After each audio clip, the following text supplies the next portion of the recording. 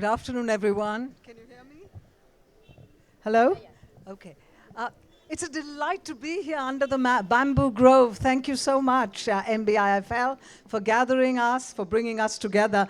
There is no moderator on this panel. We were told that, so we said we'll all moderate ourselves, and hopefully we will keep you entertained.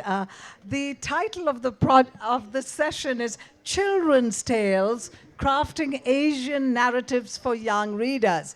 I am the only children's book author on this panel at the moment, but we're all crafting tales about our youth, our childhood in different ways. As I said, I offered to start the session. I'll introduce myself a little bit about the kind of books I've written and whether I can frame it in light of this particular topic. And then hopefully all of us will just have an open-ended conversation. What do you think? Super. Okay. So it is true, I've written some children's books. They're all very varied. I am from the Asian continent. I am an Indian writer who writes not exclusively for Indian children. I've been published in the United States where I live, but I am one of those diasporic global citizens, and I see my writing as global writing. The kind of in today's flat world, what children read today sitting in Thiruvananthapuram is what they're probably sitting and reading in Turkey as well, because we all have access to the same kind of literature. So when I write, I truly do write from a global perspective. As an Asian woman myself, of course, a woman from India, from the subcontinent of India, very much part of Asia, and living as a diasporic Indian in the United States, I am very mindful of the responsibility I have to present stories that resonate with all ages and with all children. So it's not exclusively Asian, but Asian sentiments, as I said, are global sentiments, and so that's the perspective I keep. I can talk some more about my books, but I'd love to hear from the other writers. Good afternoon. My name is Aneeta, and I come from Malaysia. I live in Kuala Lumpur, and I have had several books published. Like Shobha, I don't write for children, but I write stories in the voice of the children. So one or two of my stories, I'll share them with you, because in this collection it is included. And it's, let's see what your reaction is. It's called Lolita, and like Shobha said, it resonates with everybody. And when I tell this story, it does resonate. So Lolita was my doll, actually. Not mine, but my cousin sister's. She is 11 months older to me. But as a child, I was never allowed to play with her doll. The doll was kept on the speaker, and I watched the doll. So when I used to just watch it, just stand at the corner. I wasn't even allowed to go near the doll or touch it. I had to stand at the edge of the carpet with my hands behind my back.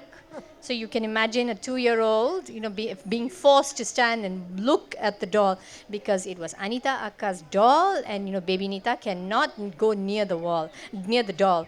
And yes, we had the same name. Other people have hand-me-down clothes. I have hand-me-down names.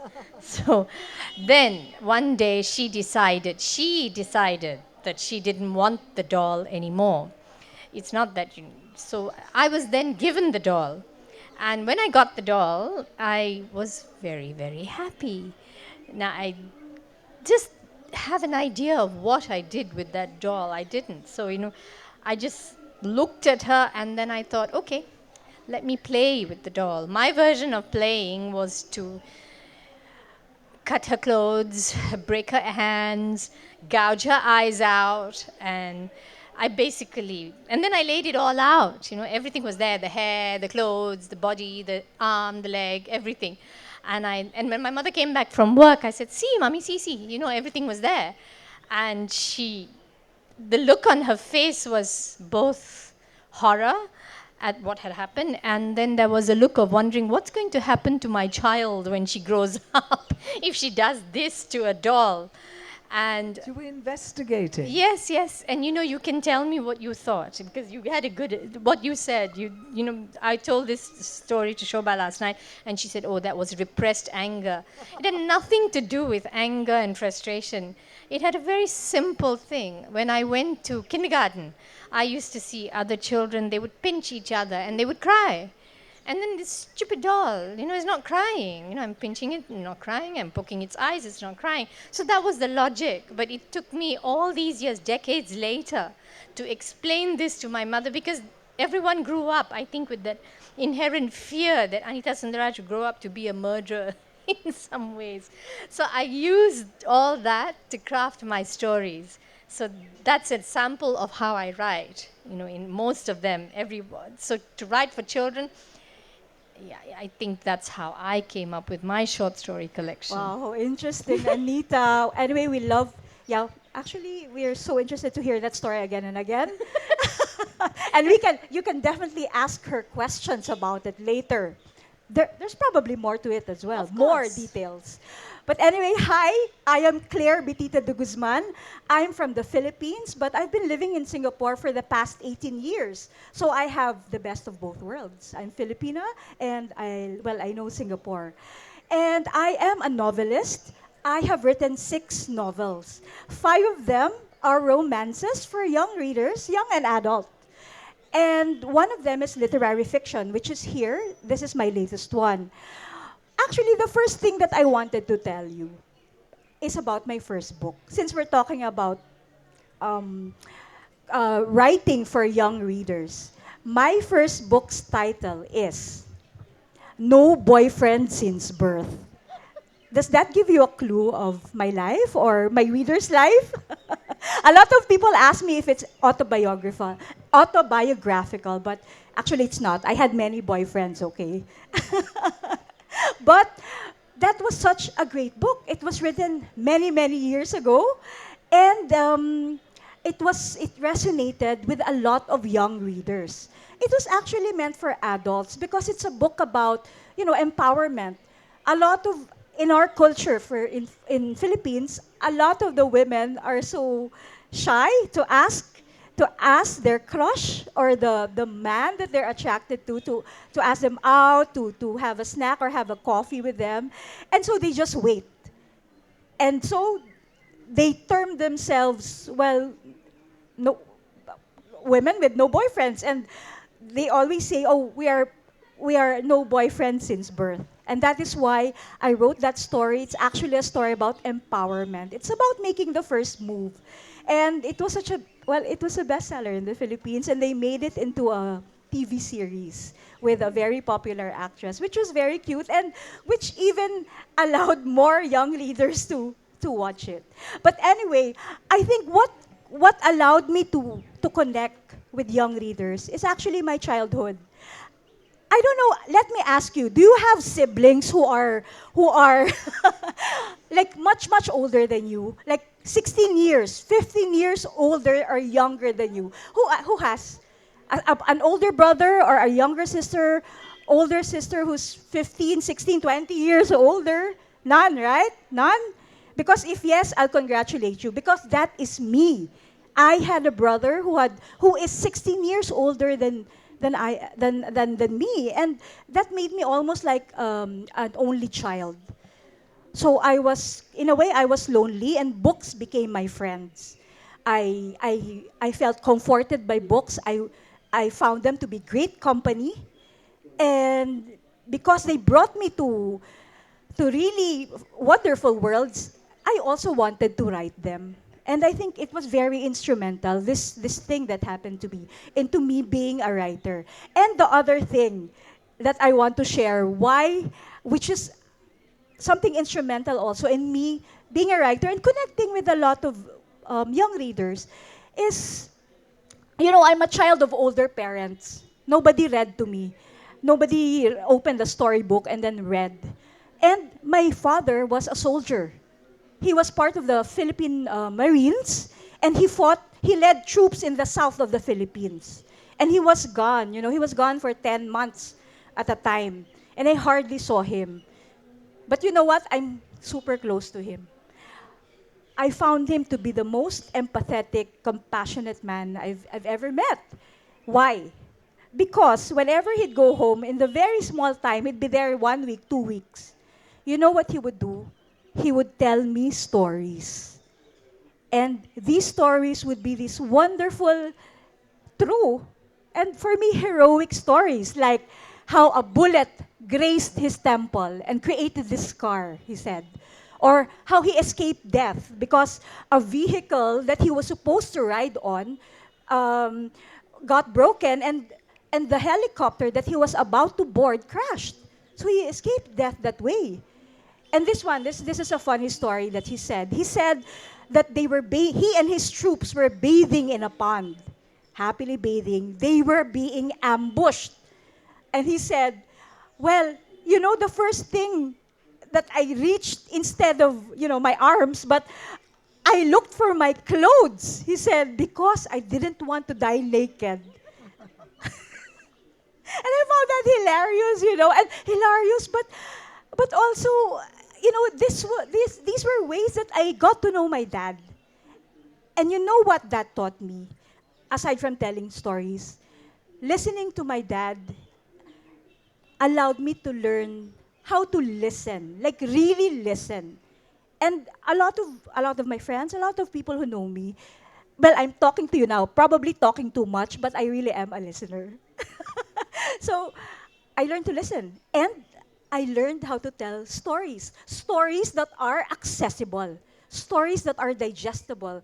That are not so, I don't know, unreachable maybe. Because he would tell me also stories about books. I was very small, 8, 7. But my dad was also a voracious reader. He read Stephen King. He read Shogun. He read what's that? All kinds of things. And Count of Monte Cristo. And you know what he did? He told me the stories of all these books without me having read a single page. So can you imagine what gift my dad gave me? And I think I just wanted to share. Thank you for listening. Thank you, Claire. But I'm just going to go back and speak a little bit and give it back to you. This is what happens when we don't have a moderator. We have to create our own stories.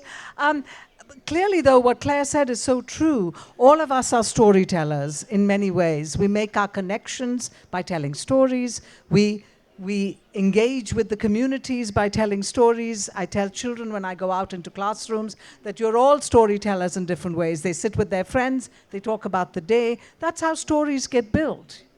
So even though there is no romance in my stories, because most of the time I'm writing for children, there is romance in the love of words. So there is romance, as I tell children, in the fact that words are something that you can use to express yourself. The more engaged you are with words, with the act of reading, the act of writing, the more you have an opportunity to be that storyteller. There's a raconteur in all of us, and yesterday I spoke about it to children. It's really a great opportunity to do that. Now, getting back to the whole Asian thing, I've spoken, for instance, because I write both in America and here, many of the stories may have an Indian theme to it, like I wrote Parvati the Elephant's Very Important Day. It is a beautiful story in rhyme, and it's an adventure story because the book was designed as a picture book. Now, a picture book is an illustrated book in which you can follow the story with the illustrations. It's not just an illustrated book that has random pictures on the page or just some pictures,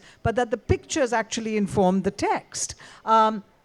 But, as I always say about picture books are multi-layered. At every stage, the reader is bringing something else to the book, and at every stage, you're learning something new. So in Parvati the Elephant's Very Important Day, you have a little story about a temple elephant in South India. I introduced 10 Malayalam words, that children may want to know. And that book is actually being appreciated by all cultures in many parts of the world because it is you're learning about a particular kind, you're learning about the elephant, which most children love, but you're also learning about cultural traditions. So using a narrative to share your own history, your own culture, is another wonderful way to make those connections. This is just one of the books I've written. The poetry book that was talked about has poems that are universal, that are poems that are global in subject, so that children anywhere reading these poems will be able to make that connection. So here's where we bring Asian back in. Obviously, many of us, whether we're writing nonfiction or fiction or poetry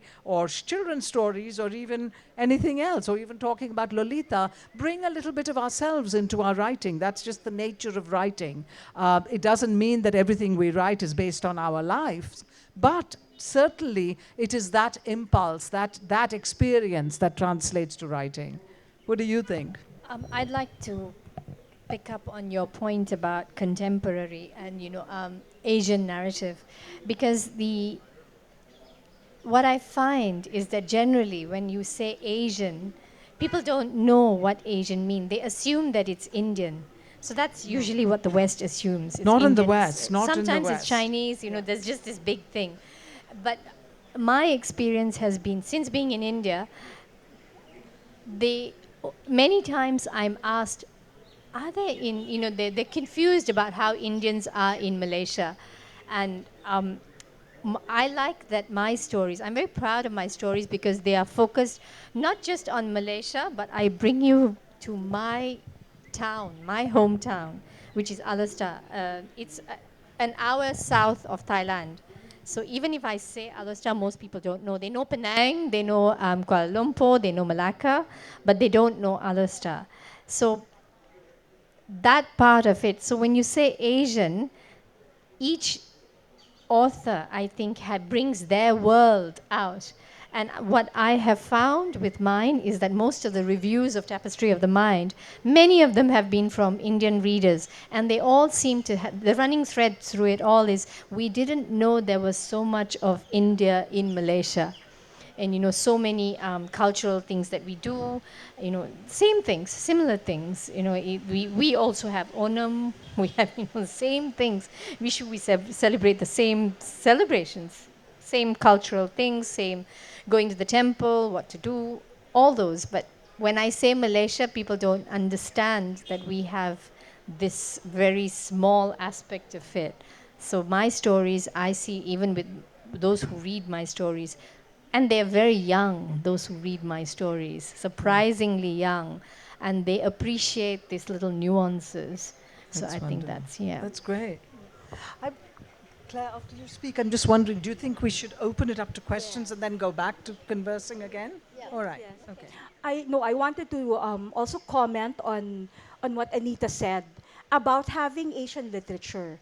And I'd also like to go back to the dark ages, the 1980s, when I was growing up. Are any of you writers here? I'm so curious about all of you. Writers, readers? Wow, congratulations! I'm so happy to see hands up. Please keep on writing, and I hope you'll enjoy. I mean, I hope you'll be inspired to write after this, write more. But I wrote my first story at age 13.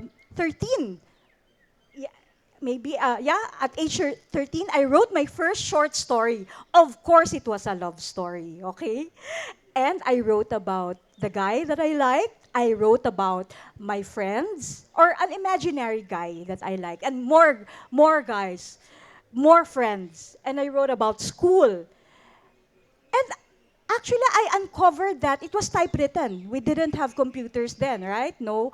And it was typewritten. And fortunately, my mother kept that stack of short stories. I had written probably maybe eight short stories, which are about high school life, about a group of friends. And I looked through them just recently, maybe last year. And you know what I found? I said, I'm so happy I wrote. You know what I found? There were boys there were names, there were characters, real characters. But the characters were blonde. The characters had last names that are Jones and Smithers. They were Western Because characters. that's probably what you were reading. Yeah, exactly. Because at that time, all the all the teenager things that I read were all from the West. There were no Asian teenage YA stories at that time in English in the Philippines. And I always bring this up because you guys are so lucky now because you have all the Asian literature that you can find in all forms, in all genres, in Exactly. all kinds of stories, and that is such a great thing. And I think that's the direction that we're going through now. Like the world is ready for Asian stories even more. That's wonderful, exactly, yes. Shall we open it up to some questions in case anybody has something specific for any of us? Please, young man. Ma'am, I want to just ask a small question. So, what's the first story you have Written. written? Who are you asking? Both All of of us. three of you. So Claire already told you the first story she's written. The first story that I wrote was about rabbits, and I think I was 8 or 9 years old. It's probably because those were the kind of stories I was reading. And it is true that everybody, as Claire said, everyone is very lucky to be able to find themselves in the books they read now, because we have books coming from all over the world. So I wrote about rabbits, and I was very lucky. It was a sweet little story about rabbits getting into some mischief and some adventure. And my father, without telling me, sent it to the Hindustan Times or Hindu Sunday section. Remember the newspaper that has these junior section they publish? And one day he called me and said, Shobha, come and see. And in the newspaper was my name and a story that was illustrated. I'm telling you, seeing your name in print is one of the best, most exciting things that you can have as a child. So you start getting addicted to that byline and you want to keep writing, isn't it? Yes, yes. What was your first story? My most written story is different from telling. I've always been telling stories. My father used to say that when we had a journey, when we used to go and visit my grandmother, it would be a 2-hour drive. And he would start the car and I'd start the story, and before you knew it, the story arrived. But written wise, the first one was called Jewels of Memory. It was after my grandmother passed away, and I realized I was 15, and I realized that because she lived with us, and my cousins wouldn't know what it was like with her. So I wrote that story. I still have it. It's quite, and I didn't write about her passing. I wrote about the life that my grandfather and grandmother had in Sungai Petani, in my hometown, Alosta, and my mother kept it. That's Right. lovely. Yeah. Oh, That I'd was my like to first say one. more. I'm sorry, please. Huh? You done? Big pun? So yeah, that was the first one. I've since continued writing, and what I do is I do not, I learned this from another author. She says she recycles her stories. So she keeps them. They may not be published, she'll keep them, and then she'll go back to them. She may use parts of it, and may not use parts of it, because I find that if I write at this particular age, my voice is of that particular time. So if I want to go back in time and write about some story and date it, I will use that character's voice. That, Does that that makes help? perfect sense, yeah. Let me tell you more about that first story. Because it was so long ago, the title of the first story that I did, it's about my friends, okay? And you can write about anything. Your friends, your parents, your pets, your rabbits, animals. Mine about my friends, because I see them every day. And the title of that it's called One-Sided Parlor Gang. That's a very complicated title, but actually it's very simple. It's about a hairstyle. You know, in the 80s, we had very big hairstyles. It's so fun to tell him this. We had very big hairstyles, and it has to be high and one-sided. And every day, we would do each other's hair. And so we were like a salon. So we would do one-sided parlor gang. Quite a And character. I even did like a whole cover, but it was just, pencil and crayons. But you can do anything. Now you're all digital. You grew up digitally. You can do so many things. So thank you for asking that question. What is your name? My name is Guru? Guru Parvi. Parvat. Oh, let's give a big hand for Guru. Thank you for asking that Any question. more Pleasure for you questions? to be here. Any more questions? Have any of you really read a story or wrote a story that really doesn't have to do anything with your life? Of course. Of course. We all write stories that have nothing to do. Well, I've written lots of stories that have nothing to do with my life. But usually, when you're writing, the way you think is the way your life advances. I'm always thinking now, I think as a mother, as a grandmother, so I'm thinking of things that that have stories that have takeaways that maybe children can learn. I think sometimes like a teacher in my poetry book, because a lot of children have come and said we don't like poetry. So I tell them, but poetry is so much fun. And did you know there are so many different kinds of poems? So we don't have to be locked into a particular form. And usually when we do workshops and we talk about poetry, all of them end up writing poems. So what I'm trying to say is we bring our affection for the word or our affection for a subject to the story, but they don't necessarily have to be about our lives. I don't know whether they agree with that. I definitely agree with you, Shobha. And it's just nice to discover something. It's exciting to write about something you don't know anything about, and so we do it definitely. It's very comfortable to write about our life, but it can also get boring. So we also try to write about strange things or different things that are so different from And our you need to be lives. moved to write, right? You need to feel something to want to write. So if you feel something, even about your class teacher or about homework or about football, you can write about anything that appeals to you. I'll give Thank you you for that. No, I'll give you a story that I did. Not a story, a technique that I used when I was a child. I used to take a word. I think all children are told this. You have to go home and study, memorize the spelling of the word, write out in a little book, and then go on. So I used to do something that I never told my mother. She would give me a word, and I would learn the dictionary meaning, and then I would tell myself the story, the opposite meaning of the word. I would just tell myself. I never did it. So your question is, do you write about something you don't know? Yes. How I did it was to twist the whole thing around, and then let my an idea. imagination run wild. Wild is the word. That's very interesting. Yeah. Yeah. So it's It's an and exercise we can all do when we go back. yeah, and it takes 10 minutes, and then you just train your brain, and you don't have to share it, but you have it in your head, and what's in your head will remain there. Does that answer your question, little one? Yes. Okay, thank Thank you. you for you. asking. It's Thank really you. lovely. For us as writers, having questions and being able to respond to it is really one of the most interesting aspects of it. Yes. Good afternoon. I am Abhijit, studying in ninth grade. So I have two questions. My first question is, who have been your role models in your life and literature? And my second question is, as an Asian, whenever I go to any other continent, I will always have to face a lot of stereotypes and all. So how can we break all these Asian stereotypes? Thank you. Wonderful. Who are you asking the questions to? All of us. All of us. How do we break Asian stereotypes? We do have stereotypes wherever we go, and the clear way of breaking it is that hoping that everybody reads, because if they spend time reading and discovering about the countries, they will understand that not everyone is the same. When you talk about that, for instance, I read somewhere there's 2,000 ways of cooking the potato in India. Maybe it's more than 2,000 ways. We speak so many different languages. I was sitting at a dinner in New Delhi where I was sitting with a young man who was the son of the Cuban consul general. And he was telling me, so do you speak Indian?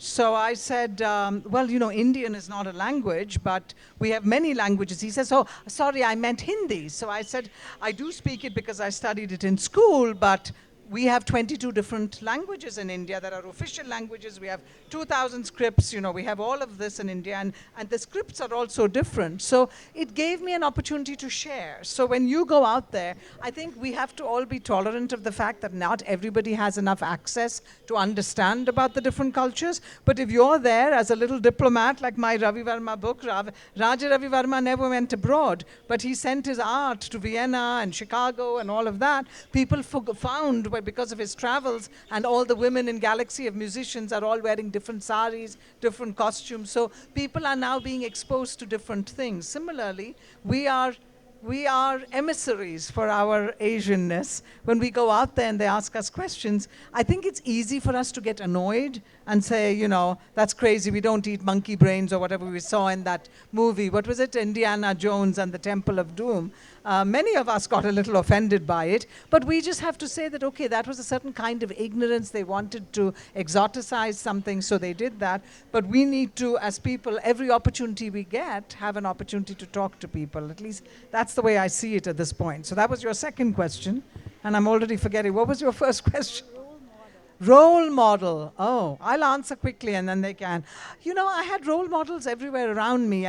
My father was a role model. He encouraged me to write. My mother was a role model. She always said that every minute is precious, that, preparing to, not failure to prepare is preparing to fail. And that was a very good line. I used it with my son as well later. I don't remember that was her exact quote, but we were taught to sort of make use of our talent, to make use of our time. So those were things. So they were role models. My brother was my role model because he was writing at the age of 9 and 10 and getting published in magazines. And he always encouraged me to think outside the box and to think beyond the simple. So I still remember I was 11 years old. I was talking about a friend, and I went and said, oh, she's so nice. And nice is a word I use. It's a simple word. And he said, you're damning with faint praise. Why don't you think of a different way to describe her? So when I write, I'm very conscious that there are so many beautiful descriptive ways to say something or to describe a person. We don't need to use a word as simple as nice. Nice is okay, but it's not colorful enough. It's not expressive enough, right?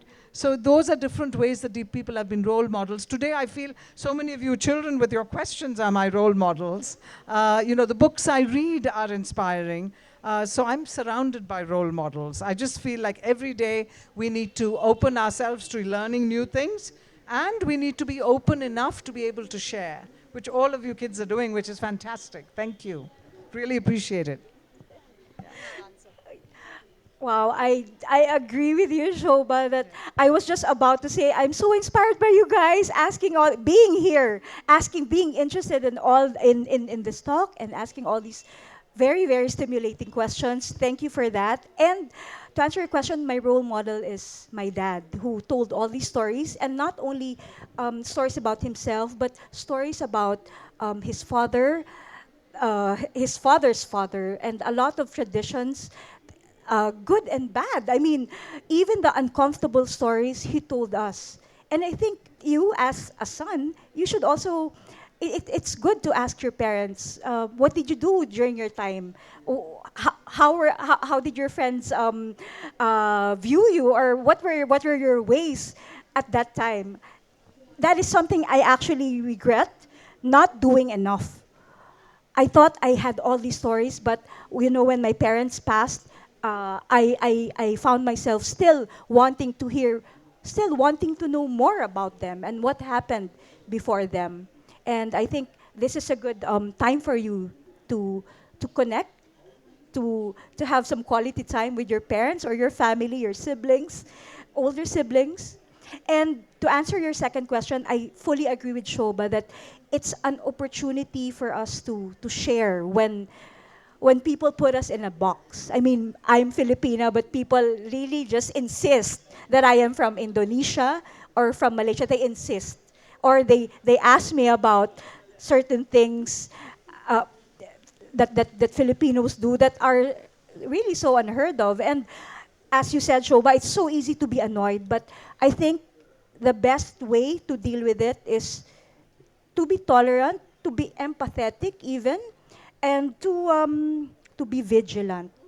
Do not back down. Do not tell them, yeah, okay, no. Tell them what is the correct one, and I hope that they will see that different is not bad. Thank you. I would like to say that my stories are as nice and wonderful as theirs. So I will give you a very true account of what I did. Because when I went to, and it's, okay, I'm almost embarrassed. But when I was in boarding school, one of the girls asked me, she said, they had a mango for that day, no mango.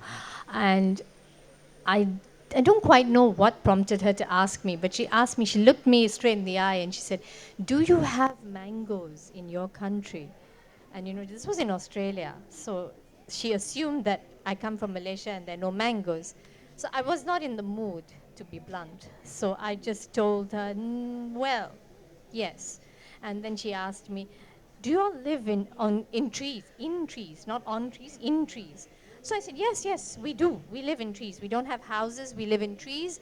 And the High Commissioner of Australia to Malaysia has the biggest tree of them all. So I'm not a great Asian model, but I understand what you're saying. So I used humor. Most of the time, I just threw it back to them. I didn't, perhaps, it was not arrogance. It was just I was fed up of explaining where I come from, what I do. So I just accepted what they said. And I'm like, yeah, okay. And that's it. So it's not a brilliant answer. It's nothing like theirs. Wonderful Always answer. follow up with a little bit more, but that's fabulous. So yeah. I'm giving you a truthful answer of what I did. I didn't sugarcoat it. So that's how I dealt with it. As I grew up, I learned. You changed, Yeah, exactly. I changed. But when I was your age, I was thinking of when I was a child. And not a child, you're not, you're quite tween. I had to go away to school. And I was lonely, I was miserable. So the stereotype that I faced, I did not want to answer it. So But I completely understand your frustration. I think it's I just was so the more we read, frustrated yeah. that was my reaction. So yes, after some time we became friends. Then they came to see Malaysia and they realized that we actually have buildings, we live in houses, we do use concrete, we have roads, and so it takes time. Is all I'd say. Patience and a little humor. Humor. Any more questions? So my question is, I remember you mentioning something about romance in books. So I wanted to ask you, I remember when I was younger, I would gravitate towards more like Western books when I was a child. Because, I would be looking for pages where there would be some romantic element, like, oh, does he have a crush on me? Or like hidden kisses. And I would not see that much. I remember even in comic books, Tinkle would have, interesting stories, yes, but I would like to read more like Archie comics just to see what the love triangle is. And I remember I would be young as 8. And especially now, when I ask kids who are not even teenagers, they're more interested in books like Anna Huang and Colleen Hoover, who have a lot more romantic material in the books. So I wanted to understand what your perspective is on having romance in children's books. I don't know. I think, Chris, you've written books on romance, right? So you should take that answer first. Yes, I think mine is actually romance for adult romance. I mean, but it just so happened that it can also apply to as to readers as young as 14, 15.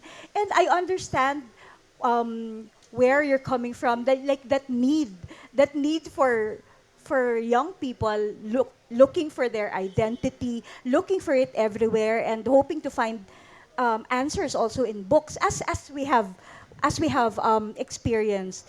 And books always,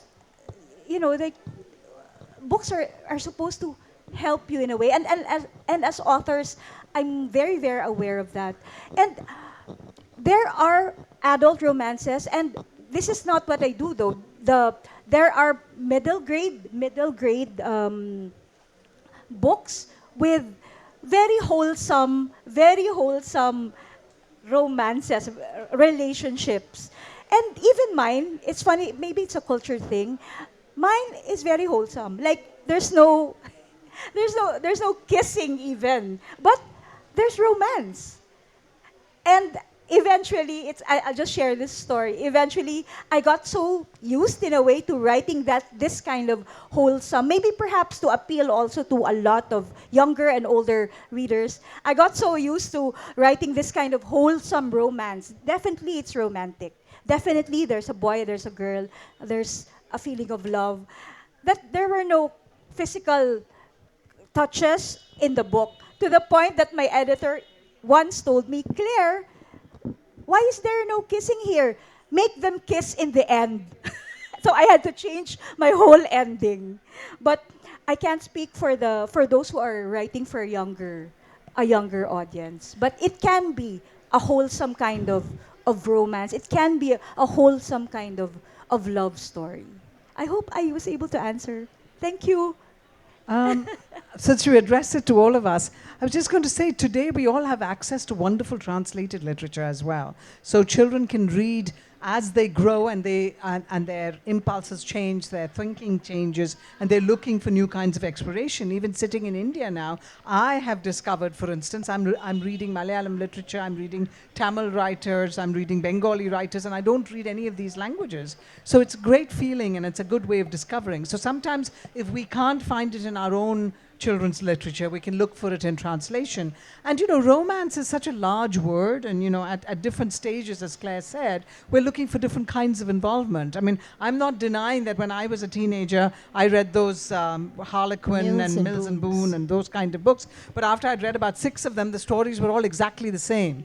And you completely lost interest in it. Today, as I say, my romance is my romance with the sound of words, with the beauty of words, with the musicality of words.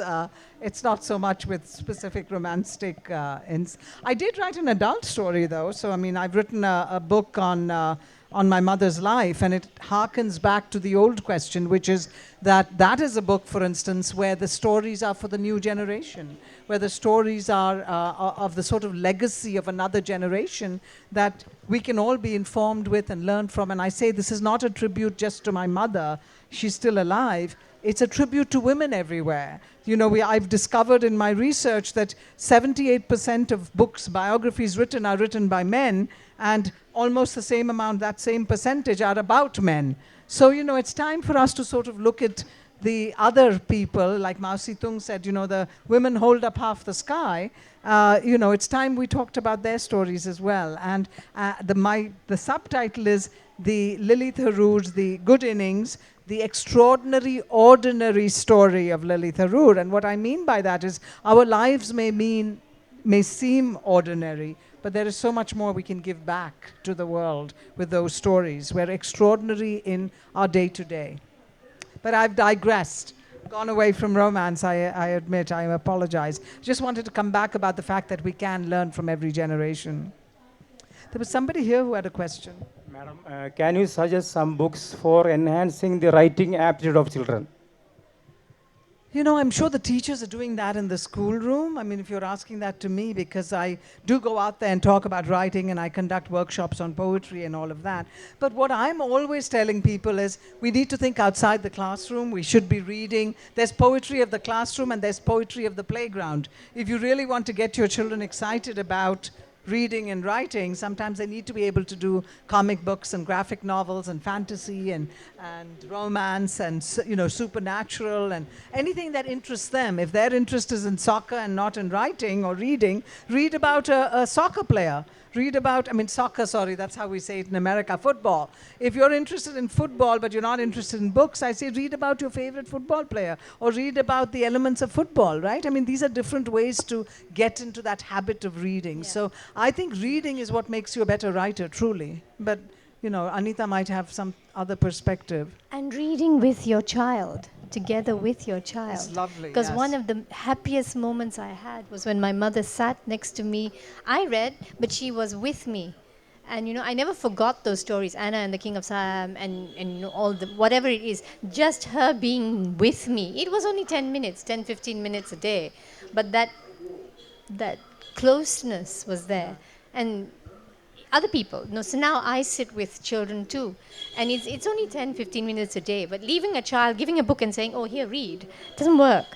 And then, once the child, my experience that is, doesn't work. But you just sit there with them, focus 10 minutes, and it works. Then the child and loves rather than giving a book, hopefully asking the child to pick read from your collection of books in the house. Even if you read one chapter a day of a novel. I was 8 when it was Anna and the King of Siam. It was Anna Leonowens. It's quite a thick book. So Mummy and I used to read every day for 10, 15 minutes. So one chapter a day. And it became a routine. And once I finished that, I myself picked up books and read on my own. But I never forgot that my mother sat with me every day. It was not sat in bed going to sleep, reading for me to go to sleep. It was a conscious act of sitting next to me and reading with me. So. And there are studies that say that the sound of a parent's voice is the first way that children learn phonics. But I read in that one, Anna. I was reading for 10 minutes and she just sat next to me.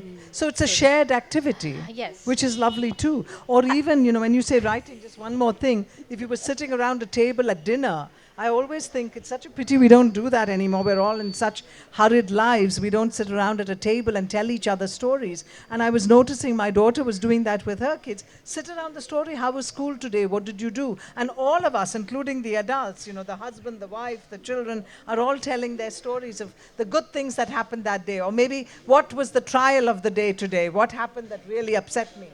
It's a great way to start storytelling in some ways. And that leads to writing as well. Can I just add, definitely agree with reading. We read to write and storytelling as well, even orally, reading aloud. But the thing that I also want to add is to just write. I mean, a lot of writers say, "Oh, okay, we're writers, we're writers," but they don't write. Like it's really the simple act of picking up a pen.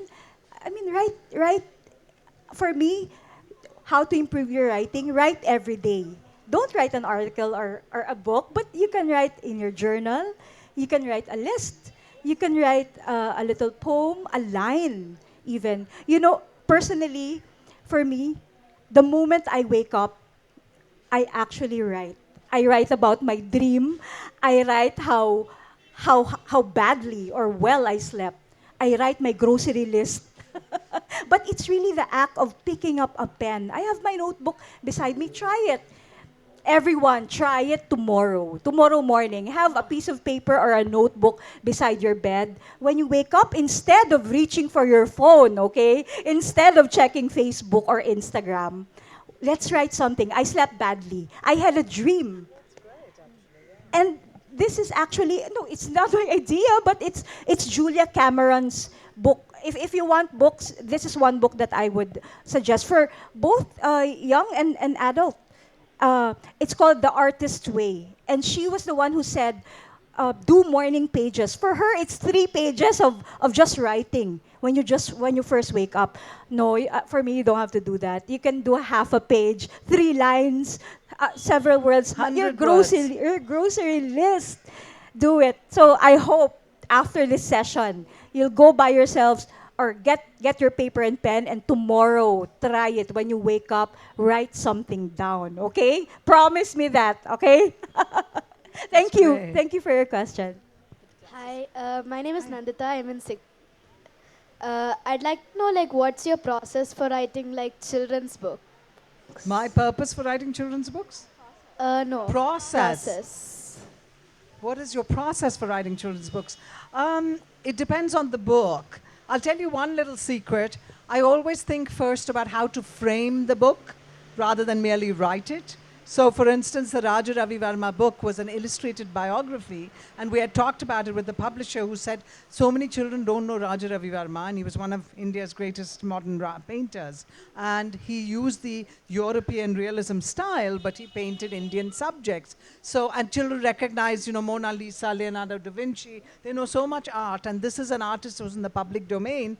The art can easily be put into a book and children can be familiarizing themselves with it. So I said, well, how do I make an illustrated biography interesting that a child wants to read it?